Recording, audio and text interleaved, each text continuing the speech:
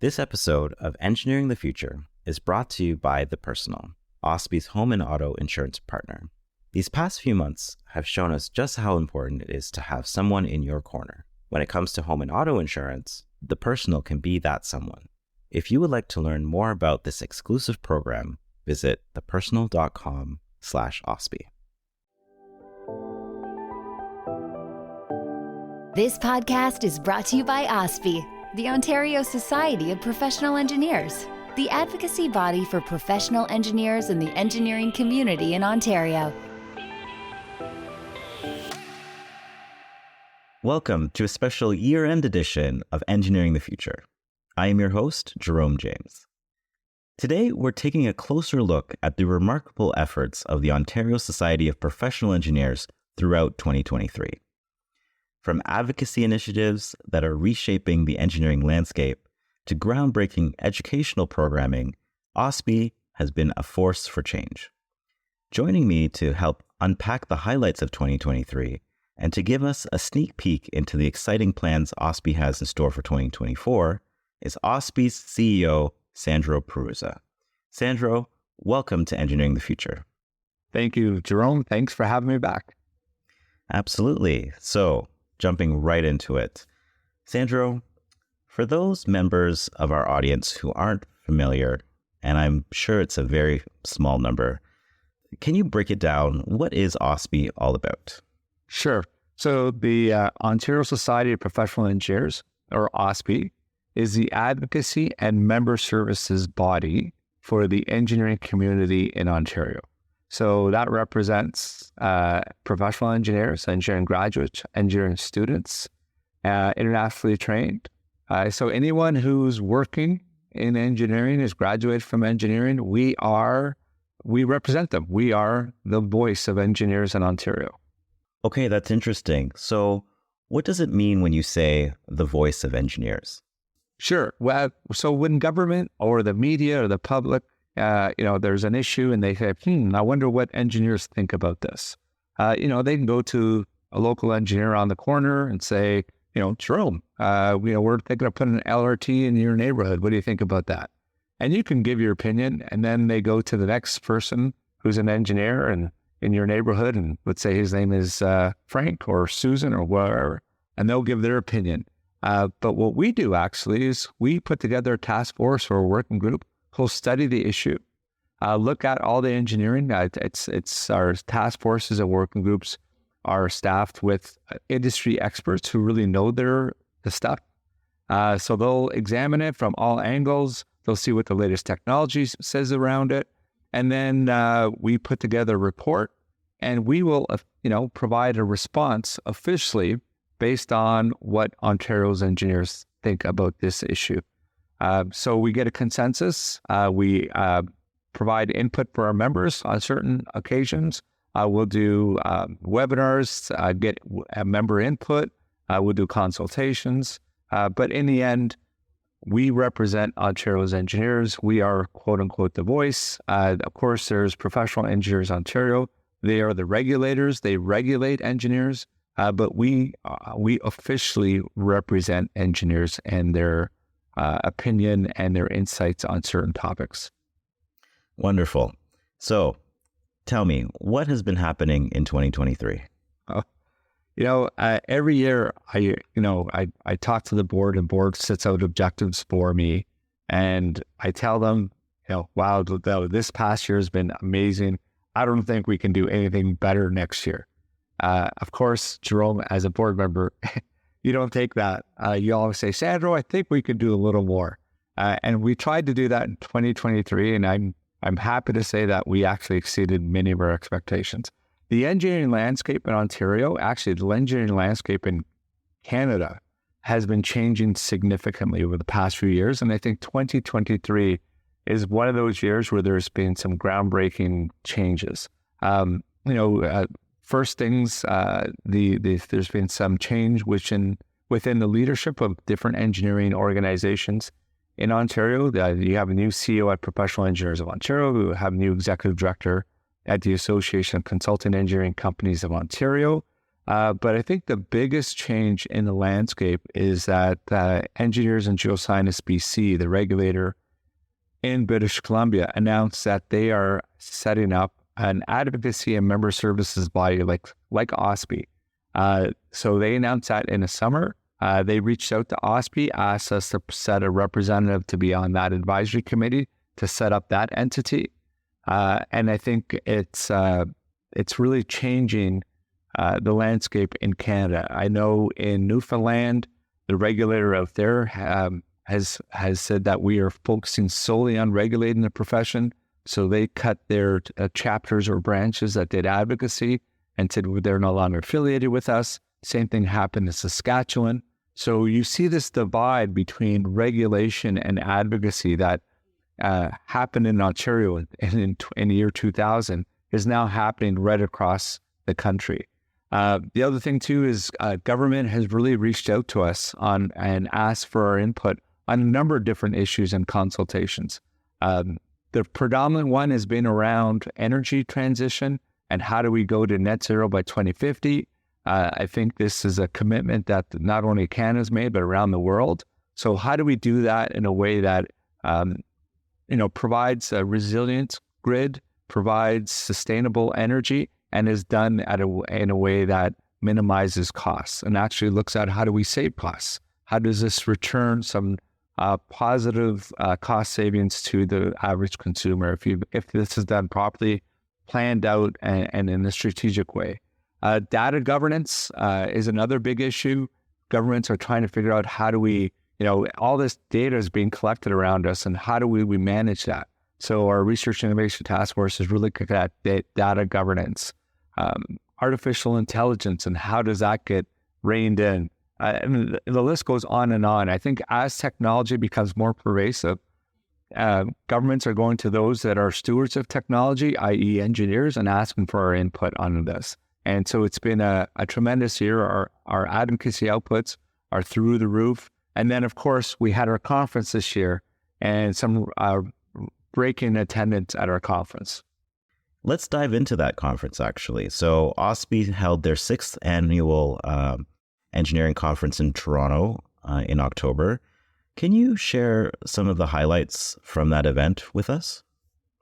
Yeah, sure. I think it was great. First year that we've done it in Toronto, and I got to tell you, I was a little nervous because the cost of hosting an event in Toronto is astronomical, especially doing it at a place like the Metro Toronto Convention Center. So we set some ambitious targets with number of attendees. I can tell you that we had over 650, I think the actual number is 674 full conference attendees. Excellent. Yeah, we had another 5,200, that's right, 5,200 people come through our trade show and attended the sessions that we hosted at the trade show. We had over 100 trade show partners who set up booths. Half of them were organizations looking for engineers. The other half were organizations selling technology to engineers. Some of the highlights there, we had the Toronto Transit Commission. I think they had 20 staff there, all recruiting in different departments. We had your traditional engineering employers there, Ontario Power Generation.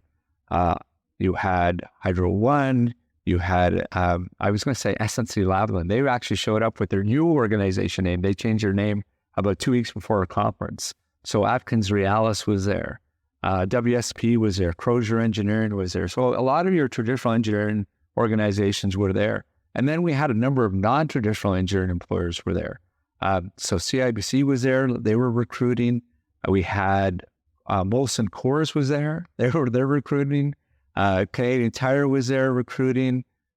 Maple Leaf Foods was there as well. So it just demonstrated the diversity of the profession and all the different industries that it touches. And it was a very long day, but a very successful day. And I think our best conference ever.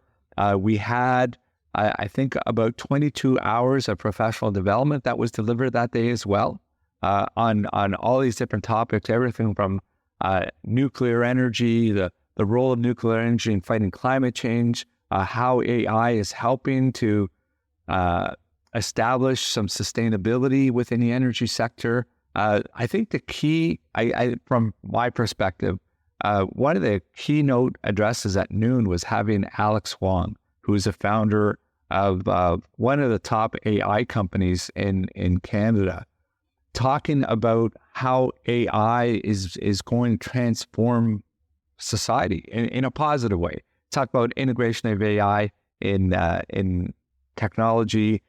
In his perspective, his organization, what they do is they use it in radiographic imaging for MRIs to be able to identify cancer tumors at a higher proficiency than the naked eye can do.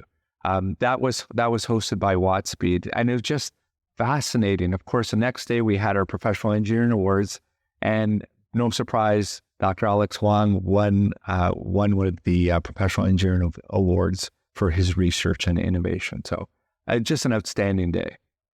Amazing. I was on the trade floor, and the trade show floor, it was packed. It was wall to wall, people crowding halls and engaging. It was a sight to behold to be able to fill up that room with as many people and companies that attended. Also, of which OSPE's Engineering Academy had a booth on that trade show floor. Can you explain to the listeners what exactly OSPE's Engineering Academy is all about? Sure. One of our key pillars of our strategic plan is about engineers grow. And really, it's about how do they grow professionally. And a key component of that is growing their technical knowledge and growing their personal knowledge and personal proficiency. So 2023 is also one of the big changes that happened in 2023 in the engineering landscape is that continuing professional development for professional engineers became mandatory this year. Now, PO did later on in the year say that they're going to give, this was the learning year, so they're not going to enforce it. They are going to monitor it. You, as a professional engineer, will get a letter early in January telling you whether you met your PD requirements or not, and how they're going to enforce it in 2024, including increased scrutiny around reporting and monitoring. So, and the other thing that we've identified is, so last year, at the end of 2022, we released our benchmark report talking about transition in the profession. And I can tell you that that report actually got us awarded at the Canadian Society of Association Executives for one of the best benchmarking reports around member engagement. But what that report showed that within the next 5 to 10 years, about 30% of the profession will be retiring. So you have a transition happening where some of your more experienced, knowledgeable engineers are leaving, and that you need a new generation to come in. 30% is quite significant. So you need a new generation of engineers coming in. And how do we transfer that knowledge from those experienced retiring engineers into the new crop of engineers? So the academy was set up. It's been a work in progress over the last 3 years.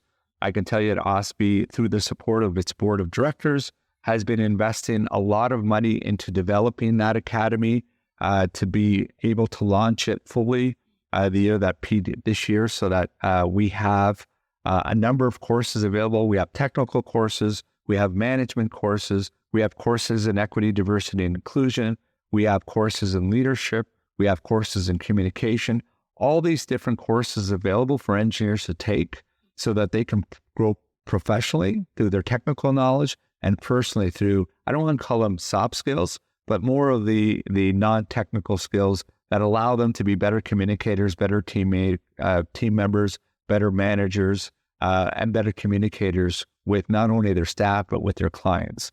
And so we have now on there several hundred of hours of training available to our members. Fascinating.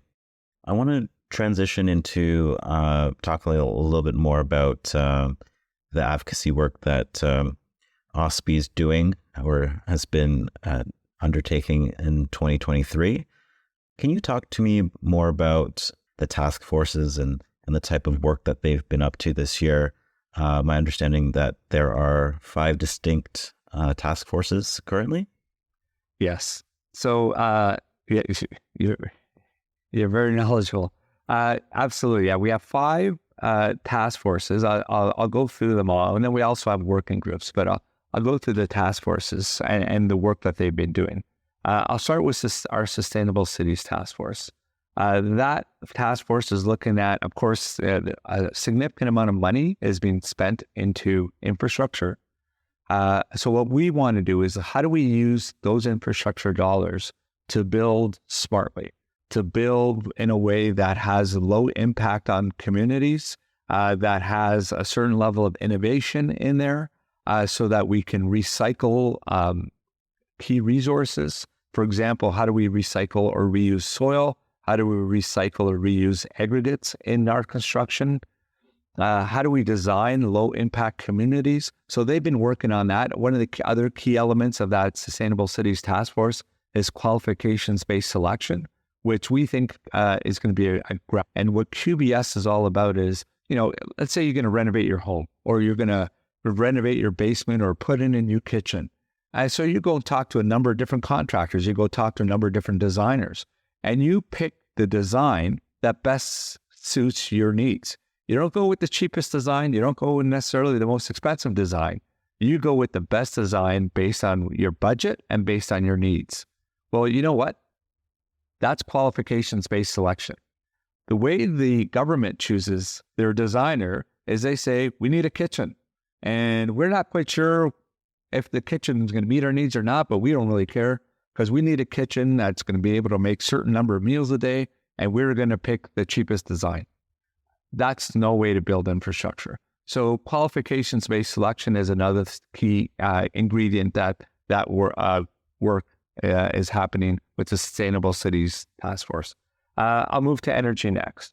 Energy has again been working very hard on looking at how do we transition to net zero, but also how do we continue to maintain a sustainable grid, a grid that is resilient, and also a grid that is affordable. And they've been working very hard on that for a number of years now. And they actually came out with a concept 6 years ago that was finally adopted by the government of Ontario. And this is this ultra low pricing program that you heard Minister Todd Smith share this summer. And really what that is as more and more households buy electric vehicles, what we want to do is try to shift our load from the day to the night so that it's much, much cheaper to use energy at night, to encourage people to use energy at night when they're recharging their vehicles, or if they want to do laundry at night or wash their dishes at night. How do we do that? How do we encourage people when we have excess energy at night to do that? One of the ways to do it is make energy really, really inexpensive at night to encourage people to do it. Also for businesses, if they can shift their load to evening as well, it's a benefit for them. And that's a really great example of a win that OSPE was able to cultivate, be the primary author, and convince policy changing at the provincial level. Yeah, exactly. The minister was actually quite open about that at his news conference, and he's talked about how we came and talked to him when he was actually the critic before the PC government was actually in power, how OSPE came and talked to him about it. And he admitted it took him a number of years to finally get the concept. So, it just demonstrates the knowledge that engineers have around this area. So we're very excited about that. Let's see, who are we going to move on to next? Our Research and Innovation Task Force. I can probably do a whole podcast on that. I already alluded to some of the work that they've been doing around data governance, around AI, around cybersecurity. They just released a recent report on quantum computing and its impact on society and potential benefits. And the list goes on and on. They've been putting out white papers like there's no tomorrow. Beatrice C., their chair, has set up a number of different subcommittees, all focused on a different area, and they're putting out a tremendous number of reports and getting a lot of traction. So we're very excited about the work of that group. The Climate Crisis Task Force is another one. Jeff Sheffrin, the chair of that, he also has his own podcast, which is Mother Nature Doesn't Give a Crap.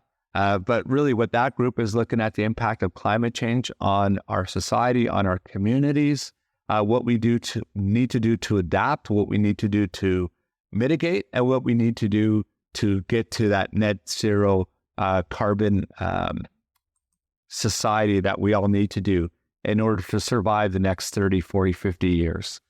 So they, again, are working on looking at a lot of the work they're doing actually impacts the other task forces as well, because, of course, getting to net zero requires an energy component, requires a building component, requires a transportation component. So they're doing a lot of work at a very high level, look at all the things that we need to do as a society to get there. Our Equity, Diversity, Inclusion, and Accessibility Task Force, the work that they're doing is really how do we build a more inclusive society and a more inclusive and diverse engineering profession. So again, they're looking at a lot of the role of intersectionality in EDI. How do we change workplaces to accommodate different needs of different segments of our population? Because a study after study after study has shown that the more diverse your workplace is, the more diverse your workforce is, the better collaboration you have, the better innovation you have. And again, for engineering is all about the design. It's all about innovation and collaborative design. So this is why it's so important for engineering to have that diversity component to it. One of the things that we're doing on that front with respect to OSPE and our advocacy is we're talking about including EDI policies and programs in procurement. So if you are a government at the municipal, provincial, or at federal level, and you're doing any procurement of engineering services, whether it's in infrastructure, whether it's in environmental or any other type of design, what we're asking is, as a pilot project, that any engineering company that's going to be submitting a quote or an RFP must have an EDI policy and a program to implement that policy. We've suggested some components that need to be in those programs, but we really think this is a game changer. We have the support. Now you're saying, oh, Sandro, who's on board with this? Who's possibly going to support this? Well, so this has been a 3-year project. We're about just to about 2.5 years into it now. So we better have another half year left into this. So the first year and a half, we did all the research. We looked at what works, what doesn't. Setting up quotas doesn't work just because we don't have the numbers. Right now, within the consulting engineering space, only 12% of consulting engineers are women. Only 1% self-identify as Indigenous. So setting a quota is impossible at this stage, not until we get that numbers up. So how do we get the numbers up? How do we encourage engineering companies to set that culture? Well, one of the ways is if you want procurement dollars, put these programs in place and set your own internal targets and measure towards those targets. And we've done the research, so we go into all these different procurement agencies and sharing our research and our best practices with them. And we've gotten some tremendous feedback, some tremendous support. And we set up an advisory committee. And on this advisory committee, we had representatives from the Association of Consultant Engineering Companies of Canada, the Association of Consultant Engineering Companies of Ontario, the Society of Women Engineers. We had representatives from Engineers Canada. We had representatives from BiSocial, which is an organization made up of social procurement professionals, municipalities across Canada. But we also had representatives from the Ontario Chamber of Commerce and the Canadian Chamber of Commerce. And I think that is what's so amazing about this, because here you had representatives from their business community who admitted that, EDI is important. So they wanted to sit in to learn so that they can then go and advocate for these similar programs at municipalities and communities across Canada for similar processes. And now I'll quickly transition. We have one other working group that I think has made some significant impact, not only in Ontario and not only nationally, but internationally. and it's our indoor air quality working group, chaired by Joey Fox. So that working group, when COVID first hit in 2020, I guess we didn't know if COVID was airborne. We didn't know, we all thought it was being spread through droplets. And so there were a lot of processes in place to, protect ourselves by wearing masks and washing our hands and all that. But what we didn't realize is that when we were coughing, when we were breathing, that those droplets were actually being spread as mists, and mists are airborne. And so now these things would get into ventilation systems, and you were spreading COVID from one room to the next, or from one big room, from one area to the next, through the ventilation systems. And the other thing I learned anyways, because I'm not an HVAC engineer, is that all the indoor air quality standards, or the vast majority of indoor air quality standards that were put in place, were actually not designed to protect us, but were designed to protect the equipment from dust, to keep the equipment running, not worrying about the participants in the room. So this group actually is made up of not only engineers, but other designers in the HVAC space, aerosol scientists, public health doctors. So we put together everyone who we thought could look at this through a different lens and a different perspective. We brought them together, industrial hygienists as well, because we wanted some standards around masking in place. So we looked at it, and they came up with 6 core recommendations. Now, these 6 core recommendations we refined over the last couple of years, but what is unique about this, or amazing about this, is they changed a whole discussion. They drove a whole discussion around COVID from this droplet dogma to this airborne idea. And now the World Health Organization has finally acknowledged that, yes, COVID is airborne, that the masks that they were recommending weren't adequate. But more importantly, our recommendations were adopted by the American Society of Heating, Refrigeration, and Air Conditioning Engineers, ASHRAE, who came out with 2 new standards around HVAC systems, especially during pandemics.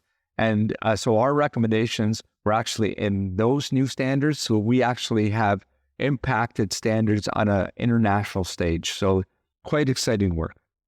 That is incredible. It's fascinating to hear all the work and the impact that OSPE's task forces are making, not only in Ontario, but as you say, internationally. So we've talked about some wins that OSPE has had through advocacy, through the work that's being done. We've talked about the changes that are happening within the engineering landscape nationally. And we've talked about some of the wins that OSPE has had with regards to the conference and the work at large and the impact on society. What can you tell us about 2024? How can 2024 live up to the wins of 2023? Can you give us a little sneak peek of what's around the corner in the new year? Okay, well, first off, I'm going to say I don't know how we can do more. But again, as a director, Jerome, you're going to ask me to do more, and you've actually directed me and where to do more. So one of the criticisms of OSPE we've heard over the years is that we're too GTA centric. We're too big city centric. So we've done a lot of events in the GTA. We've done events in Ottawa. So we need to get out. We need to get out because Ontario is a big province. And now that all the COVID restrictions are lifted, we need to get out and spread the message and spread the engagement. So we have developed a regional engagement plan of how we are going to do events and engage engineers right across this big province. I'd love to be able to do 55 cities this year in 2024. We just don't have the budget or the scope for that. So we're going to identify key cities. And then next in 2025, we'll identify 5 more key cities. And then a year after that, maybe do 8 more new cities. So I can tell you, I don't even know this is out yet. So this is breaking news. Our conference next year will be in Windsor, Ontario, the lovely city of Windsor. Great support from Windsor Economic Development Corporation and other key players in that area who asked us to bring the conference there. We're going to be, I'm really excited about that. We're going to be doing, events both at the provincial and federal level around the country, around the province as well. So we're looking at doing an event to engage federal politicians in Ottawa next year. We're looking at doing an event in Northern Ontario. We're looking to go to Thunder Bay and Sudbury are the two areas that we've kind of penciled in. We'll see if those plans come through, and of course Eastern Ontario as well somewhere. So this is some of the plans we want to do. We want to focus our advocacy areas on topics that are specific and important for them. So what we want to do with our events is do a consultation. So our OSPE members and other engineers in those regions can let us know what's important to them. We can let them know what we're doing in those areas. For example, in Northern Ontario, we can talk about what we're doing in the mining area or around distributed energy systems. In Windsor, we can talk about autonomous vehicles and what we're doing around the automotive sector and around the manufacturing sector, and so on and so on. So those are some of the things that we are in a process of developing. So don't hold me 100% to everything I've said around the topics and the areas, but those are the ones that we're targeting right now and have put in and penciled into our plan. Of course, we're looking for partners to engage with us to go out to those areas. So it'll all be contingent on the partners and who comes and asks us. The other thing that we're doing is we're having a conversation with PEO to look at what is the future of chapters. As I mentioned to you earlier in the podcast, a number of the different regulators have been severing ties with their chapters or branches, some because they see that it's not really a regulatory activity, and others because governments have stepped in and told them, you need to sever ties with chapters. Your focus should be the public, not engineers. So we figure the time is right for OSPE to have that conversation with PO and say, how can OSPE take over the chapters? How can we work and how can we transition those chapters over 1 year, 2 years, 5 years, whatever that time frame is? We think eventually they have to come over. Eventually a government will step in and sever those ties. So we believe that it's best if we actually develop a transition plan than the government doing it, similar to what they did with removing the Canadian experience, right? This is something OSPE was talking to PO about and said, let's figure this out. And finally, the government said enough's enough, and they put in legislation, and now we're stuck with a plan that you have no input into. And that would supercharge regional engagement for OSPE in those areas. Absolutely. We actually, a number of municipalities have asked us to get involved in advocacy at a regional level or a municipal level. We don't have the bandwidth right now to do it all of them. We do with a few, but this will give local engineers a voice in their own community. And that's sorely missed in this province. So just imagine, again, I talked about Windsor. Or let's look at St. Thomas. Okay, St. Thomas is putting in a battery plant. The size of that plant in St. Thomas will be on a scale never seen before in this province. It will be the largest facility in Canada. Okay, so great. There's going to be a lot of design and construction that goes into this. But the other aspect is communities will have to be built to staff that battery plant once it's there. So what sort of infrastructure needs to be built? What sort of support structures need to be built? What roads? What water and sewer mains? How are you going to make sure that that community has a low impact to the surrounding communities? What is it going to do to the highway infrastructure if you have a lot of people coming in from outside that city to go work at that plant? So how do those highways need to be expanded? Local transportation, public transportation, how is that going to be supported? Well, these are all things that engineers have opinions on and should have a voice in saying in their local communities. If those chapters were actually belong to OSPE, those local engineers can get together, look at the impact of those communities, and then legally go and lobby those municipal councils to ensure that any changes that happen, any plan that happen, is done based on sound engineering principles and design. Wow. It sounds like 2024 is shaping up to be the year of regional engagement. Hopefully, a lot of those plans come to fruition and that we start to engage those members that are asking for that change to happen. Before I let you go, we've talked a lot about the value OSPE brings to the engineering profession, but perhaps you can tell us a little bit about the value that the engineering profession can bring to OSPE. Why should engineers join the organization? That's a great question. I get that all the time. And when we're at regional events, so, trade shows and conferences, I talk to people and they say, OSPE's great. OSPE's fantastic. You guys are doing all this wonderful stuff. And I say, oh, thank you. And I ask, are you a member? And they say no. And they say, well, I'm getting all these benefits by not joining OSPE. Why should I join OSPE? They're getting benefits to the profession. And I'm saying, well, yes, but I need you. It's the Uncle Sam poster, right? Where I need you. We do. OSPE needs more members. It does. And for a number of different reasons. The first thing is, if you're not a member, you don't have a voice, right? You don't get to weigh in on, the advocacy things that we're doing. The policies that OSPE espouses to government, to the media, to the public, is not developed by OSPE staff. It's developed by OSPE members. It's developed by engineers. This is what OSPE does. This is what me and my staff do. We provide a platform for the engineers to get together, discuss these issues, and then develop a policy paper or policy position that we then go and advocate together to government with, right? You cannot participate in that process unless you're an OSPE member, right? The price of admission is being an OSPE member. You can't sit on our task forces unless you're an OSPE member. So that's the first thing. So if you want to weigh in, if you have an opinion, if you want your voice to be heard, you got to join. Secondly, I need smart people. I joke about this all the time. It's not really a joke.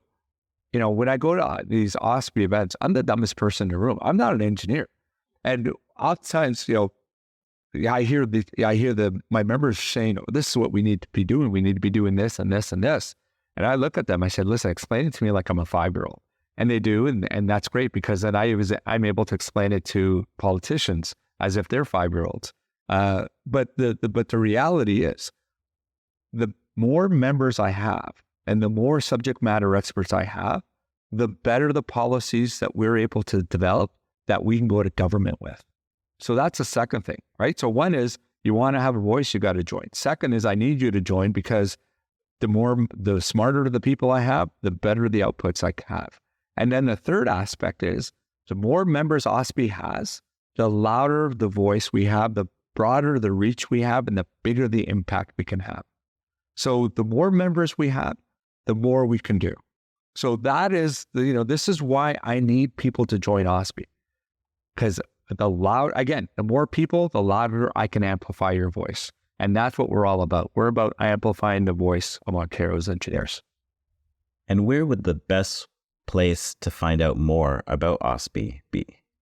Our website. Now, I'm going to make one of the other things that's coming in 2024, new technology. We are investing in new technology. So the first thing that we're doing is we're investing in new technology. I forget the name of the organization, but we have a lot of content. We have a tremendous amount of content around all these different subject matter areas. A lot of it are webinars. We have obviously the webcast, the SAP podcast, white papers, all this. So what we're developing is we're developing, think of it as Amazon Prime. I was going to use Netflix, but I think Amazon Prime is probably the better example. So if you are an Amazon Prime member, you can go on there with your subscription. So your subscription is your OSPE membership. You would go in there, you would do a search on, artificial intelligence or, clean water. And you do your search and out would come all the content we have on those areas, right? The white papers, the videos, the podcasts, and you can listen to them, you can watch them, you can read them. And now you've met your PD requirements through PO. Fantastic. Easy to find as well, right? You go into one place and in one area, you find all the OSPE content on a subject matter expert. However, we have with our academy, what I didn't mention is we have a number of external partners who put their content on our academy. And so they can now put their content on this platform as well. And the benefit to an OSPE member is they don't pay me to put their content on this platform, right? OSPE doesn't get a cent. Instead of me asking for money, what I've asked and what I demanded is that they offer that content to an OSPE member cheaper than they would to the general public. So if there's a course that they want to offer and put on my platform, and it costs $100 for if they go through their own platform, to go through my platform, you as an OSPE member will get it for $80. So think of it as a Costco model, right? You go to Costco because you can get stuff cheaper than you would at the local grocery store.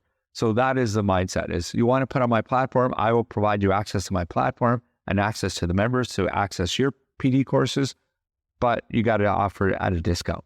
So that's the first thing that we're invested in. And the second thing is our website. We will have a brand new website in 2024. But right now, go to our website, ospe.on.ca. Everything that we offer, everything we do is there. So do your search. Like I said, right now, it's not the best searchable website, but that is coming in 2024. You've provided so much thoughtful insight on what OSPE has done in 2023, what we're planning to do in 2024. Do you have any final thoughts to leave our listeners with today? Yeah, I talked about how OSPE needs you and needs the engineer, but just look at where society is going. You can either, you're in one or two camps. You're either scared where the society is going and where technology is going, or you're excited about where society is going and where technology is going, right? If you're in either camp, you understand the importance of having that engineer voice in trying to direct where society is going to go. So society needs you to be engaged. And I don't care if you're engaged through joining OSPE or through some other organization, but for heaven's sake, what society needs is for engineers to get engaged in the discourse. And what's wonderful about engineers is they're thoughtful, right? They examine things through multiple lenses, through an interdisciplinary approach. They use engineering principles. They're evidence-based. And in a society where you have, tools that can distort information, share misinformation, you need the voice of a trusted source like engineers to come forward and speak the truth. And this is what society needs. This is what OSPE provides. And this is my ask, my final thought to engineers is get engaged, because you have a great responsibility in this world and obligation. And I'll leave it at that. Thank you, Sandro, for sharing your time with us today. No, thank you for having me. You've been wonderful. And of course, thank you to our audience. If you haven't already, please be sure to subscribe wherever you get your podcasts. And that wraps it up for our special year-end episode of Engineering the Future. Once again, we've been joined by Sandro Perrzuzza, CEO of OSPE, who has really helped shed some light on the impact the organization is having, not only on the engineering profession, but on the lives of all Ontarians. I am your host, Jerome James. You've been listening to Engineering the Future, and we'll see you next year.